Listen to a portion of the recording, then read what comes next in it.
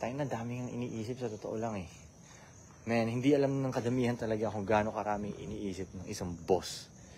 Totoo lang, ang dami. Paggising pa lang, isipin mo, lahat ng employee mo, kailangan, kung iniisip mo silang lahat. Siyempre, may care ka sa lahat ng mga yun, di ba? Hindi nila alam kung gaano rin kami ka-busy.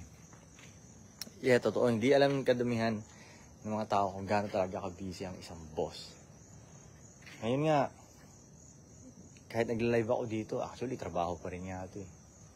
Pero parang break time ko lang ito eh. Kanina pa ako. Tanginang yan. Kahapon nga, sumakit na yung mata ko kahapon. Kakatingin sa cellphone tsaka laptop eh. Pero it's all good. Kaysa naman sa wala akong ginagawa, di ba? Ang nakakatamad dun pag wala akong ginagawa. Di ba nakakairita yun? Di ba kayo naiirita pag ganun? Pag hindi nyo alam yung gagawin nyo sa isang buong araw.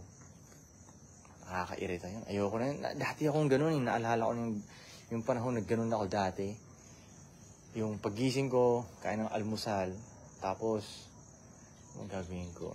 Manood agad yung YouTube na walang kwenta. Fuck.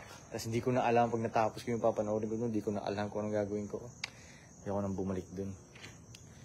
Ganda na yung sa isang araw, hindi ko matapos lahat ng trabaho ko. Never nga natapos eh. Kailan ba natapos talaga? Never talagang natapos. Walang araw na natapos ko lahat ng trabaho ko talaga.